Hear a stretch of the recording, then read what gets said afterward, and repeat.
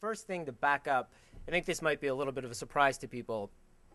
Senator McCain's lifetime environmental record, based on LCV's scorecard, is actually 24. It is 24. In the 23 years he's been in the Senate, 3 out of 4 times he has been wrong when it comes to voting for the environment.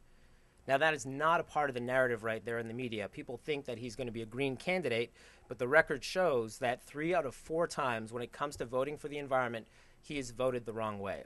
Another key area in the issue of energy is efficiency. One of the fastest and cheapest ways to actually reduce our dependence on global warming, our dependence on fossil fuels.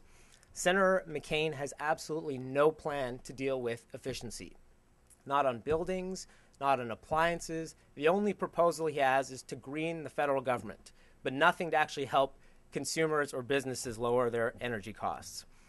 Instead of focusing on renewable energy and efficiency, what we've gotten from Senator McCain is a level of support for nuclear power that far surpasses anything President Bush has proposed.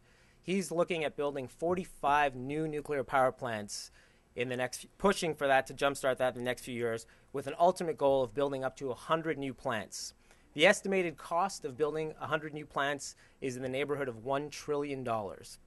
Not to mention the fact that there is no clear repository for additional waste, let alone the current one, although Senator McCain, despite the concerns, the environmental concerns, continues to push for Yucca Mountain as a waste repository site.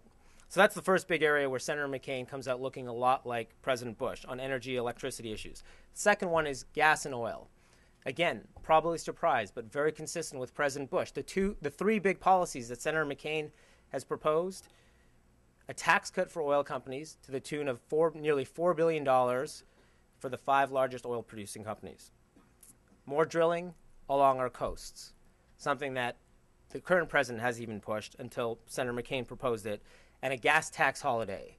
All 3 of these proposals would significantly help the oil industry without providing any relief to consumers or businesses. I think the thing to understand about what McCain's dilemma is that he's trying to simultaneously appeal to conservatives and moderates. And I think that tells you, that sort of explains a lot of what he's doing and why there are so many contradictions in his energy policy.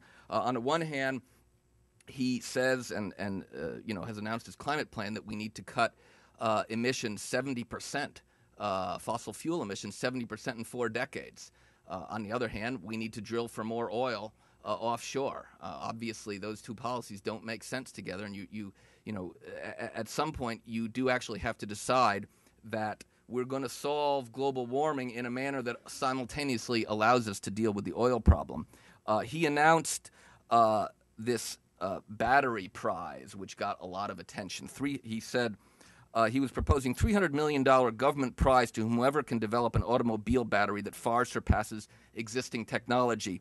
He said such a device should deliver power at 30% of current cost and have the, quote, size, capacity, cost, and power to leapfrog the commercially available plug-in hybrids or electric cars. I think that would tell you a lot about how he would govern. The thing is that the private sector is probably spending $1 billion a year pursuing better batteries. There is a enormous commercial incentive today to develop a better lithium-ion battery.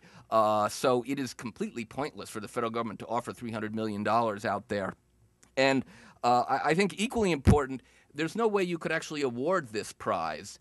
If you want a better battery on the basis of cost, the cost is only going to drop when you have mass production. Nobody invents anything that is much cheaper than existing technology today. That only occurs when you sell 1 million units a year. People come up with spreadsheets that say in the future, my technology is going to be really cheap. So this is a complete and utter gimmick. It would achieve absolutely nothing, and it would be a bureaucratic nightmare to actually try to implement it. But it is a feel-good proposal. The Saudis this year, in the last 2 months, announced 300,000 barrel a day more supply by the end of the year a month ago, and then this month they announced 200,000 barrels a day more supply. 500,000 more barrels a day of supply by the end of this year, and gas and oil prices continue to rise. So please tell me what offshore drilling, which might deliver 200,000 barrels a day, in 20 years is going to do to the price of oil. Nothing whatsoever. So, it is indeed time for some straight talk, for some consistent positions, and for some policies that would actually benefit the American people.